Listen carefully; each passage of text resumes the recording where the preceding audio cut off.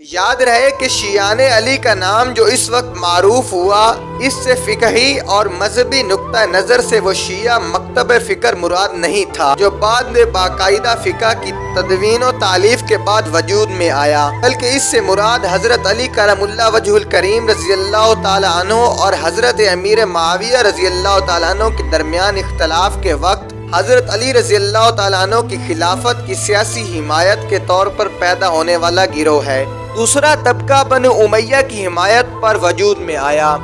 پہل یہی دو گروہ آپس میں متصادم ہوئے۔ اس دور میں ایک تیسرا طبقہ بھی وجود میں آ گیا جس نے حضرت علی رضی اللہ تعالیٰ عنہ اور حضرت امیر معاویہ رضی اللہ تعالیٰ عنہ دونوں کی مخالفت کی۔ اس طبقے نے ان دونوں ہستیوں کے خلاف ایک مسلح کشمکش کا آغاز کیا۔ یہ طبقہ خوارج کہلاتا ہے۔ یہ خارجی نماز، روزے اور زکوٰۃ کے پابند تھے۔ نوافل، تہجد، کثرت ذکر اور کثرت تلاوت جیسے اعمال بھی بجا لاتے تھے۔ ان الحکم الا للہ کی حکمرانی کا نعرہ بلند کرتے تھے، لیکن معاذ اللہ حضرت علی کرم اللہ وجہ الکریم اور حضرت امیر معاویہ کو واجب القتل اور کافر قرار دیتے تھے۔ چوتھا طبقہ کثیر صحابہ اور ان کے تابعین کا تھا جو حضرت علی کرم اللہ وجہ الکریم کی خلافت کو برحق جانتے تھے، لیکن حضرت امیر معاویہ کے بارے میں بھی خاموش تھے۔ حضرت امام حسین رضی اللہ تعالیٰ عنہ کی شہادت عظمیٰ کی یہ ایک منفرد خوبی ہے کہ حضور نبی اکرم صلی اللہ علیہ وآلہ وسلم نے اس کی تفصیلات بہت پہلے بتا دی تھیں، تاکہ جزیات تک سے خواص اہل بیت واقف ہو چکے تھے اور انہیں بخوبی پتہ چل چکا تھا کہ مستقبل میں کیا ہونے والا ہے۔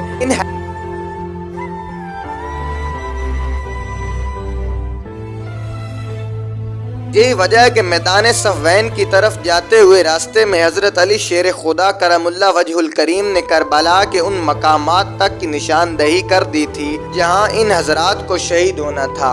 ان واقعات کا بنظر غیر جائزہ لینے سے پتہ چلتا ہے کہ حضور نبی اکرم صلی اللہ علیہ وآلہ وسلم نے دیگر تفصیلات کے ساتھ بعض خاص لوگوں کے ماں وصال سے بھی آگاہ کر دیا تھا، اور وہ حتمی طور پر جانتے تھے کہ یہ افسوسناک سانحہ کب وقوع پذیر ہونے والا ہے۔ حضرت ابو ہریرہ رضی اللہ تعالیٰ عنہ بھی ان خاص لوگوں اور محرم راز دوستوں میں سے تھے جنہیں اچھی طرح علم تھا کہ سن 60 ہجری کے اختتام تک سیاسی و ملکی حالات مستحکم نہیں رہیں گے، بلکہ ان میں نمایاں تبدیلیاں آ جائیں گی۔ حکومت کی باغ دوڑ ایسے غیر صالح اوباش اور نو عمر لوگوں کے ہاتھ میں آ جائے گی جن کے پیش نظر امانت الہیہ نہیں بلکہ تعیش زندگی ہوگی، اور وہ اقتدار کو عیش و عشرت، شراب و کباب، بدماشی، آوارگی، بدکاری اور عوام پر ظلم و ستم ڈھانے کے لیے بے دریغ استعمال کریں گے۔ چنانچہ حضرت ابو ہریرہ رضی اللہ تعالیٰ عنہ اکثر یہ دعا کیا کرتے تھے، میں 60 ہجری کے اختتام اور نو عمر لوگوں کی امارت سے اللہ تعالیٰ کی پناہ مانگتا ہوں۔ ایک دوسری روایت میں ہے کہ حضرت ابو ہریرہ رضی اللہ تعالیٰ عنہ بازار سے گزرتے ہوئے یہ دعا کرتے تھے، اے اللہ میں 60 ہجری اور بچوں کی عمارت کے زمانہ کو نہ پاؤں۔ ان کو مدعا یہ تھا کہ ایک خوفناک دور شروع ہونے والا ہے جس میں اوباش لڑکے سلطنت و حکومت پر قابض ہوں گے، جس سے امت مسلمہ کو ناقابل تلافی نقصان ہوگا۔ ایسے اوباش لڑکوں کے بارے میں حضور نبی کریم صلی اللہ علیہ وآلہ وسلم نے پہلے سے خبردار فرمایا تھا۔ حضور پاک صلی اللہ علیہ وآلہ وسلم نے فرمایا تھا کہ اس امت کی ہلاکت قریش کے اوباش نوجوانوں کے ہاتھوں ہوگی۔ ایک اور جگہ حضور پاک صلی اللہ علیہ وآلہ وسلم نے فرمایا تھا، بے شک میری امت میں جھگڑا و فساد بے وقوف اوباش نوجوانوں کے ہاتھوں برپا ہوگا۔ ایک اور روایت میں آتا ہے کہ بے شک میری امت کی ہلاکت یا اس کا فساد قریش کے بے وقوف اور اوباش حکمرانوں کے ہاتھوں ہوگا۔ حضرت ابو ہریرہ رضی اللہ تعالیٰ عنہ سے ایک اور روایت میں ہے کہ رسول اللہ صلی اللہ علیہ وآلہ وسلم نے فرمایا، اہل عرب کے لیے اس شر کی وجہ سے تباہی و بربادی ہے، سن 60 ہجری کے اختتام پر قریب آ چکی ہے۔ امانت کو مال غنیمت اور صدقہ و زکوٰۃ کو تاوان خیال کیا جائے گا، اور گواہی شخصی جان پہچان کی بنا پر ہوگی اور فیصلہ ذاتی خواہش کی بنا پر ہوگا۔ حضرت ام سلمہ روایت کرتی ہیں کہ رسول اللہ صلی اللہ علیہ وآلہ وسلم نے فرمایا، میرے جگر گوشہ حسین بن علی کو سن 60 ہجری کے اختتام پر شہید کر دیا جائے گا، جبکہ ایک اوباش نوجوان ان پر چڑھائی کرے گا۔ حضور اکرم صلی اللہ علیہ وآلہ وسلم کی اس پیشین گوئی کے مطابق سن 60 ہجری میں قبیلہ قریش کی شاخ بنو امیہ کا اوباش نوجوان یزید بن معاویہ تخت نشین ہوا اور 61 ہجری کے ابتدائی 10 دنوں میں سانحہ کربلا پیش آیا، جس کا واضح مطلب یہ ہوا کہ حضور اکرم صلی اللہ علیہ وآلہ وسلم نے یزید کی حکومت سے پناہ مانگنے کا حکم فرمایا تھا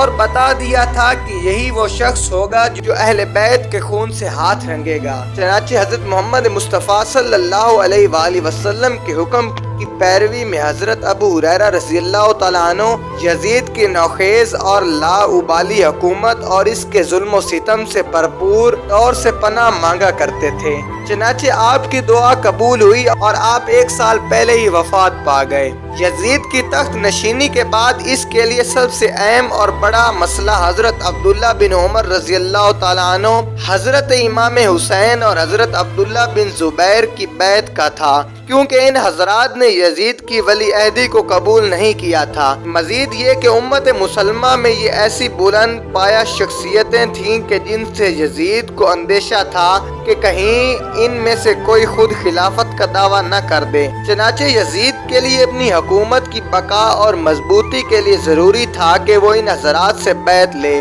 اس لیے تخت نشین ہوتے ہی یزید نے مدینہ کے گورنر ولید بن عقبہ کو حضرت امیر معاویہ رضی اللہ تعالیٰ عنہ کی وفات کی خبر بھیجی اور ساتھ ہی یہ حکم نامہ بھی بھیجا کہ حضرت امام حسین، حضرت عبداللہ بن عمر اور حضرت عبداللہ بن زبیر رضی اللہ تعالیٰ عنہ سے میرے حق میں بیعت لو، اور جب تک وہ میری بیعت نہ کرے انہیں ہرگز مت چھوڑو۔ جب اس معاملے کی خبر حضرت امام حسین رضی اللہ تعالیٰ عنہ کو ملی تو وہ مدینہ سے کوفہ روانہ ہو گئے۔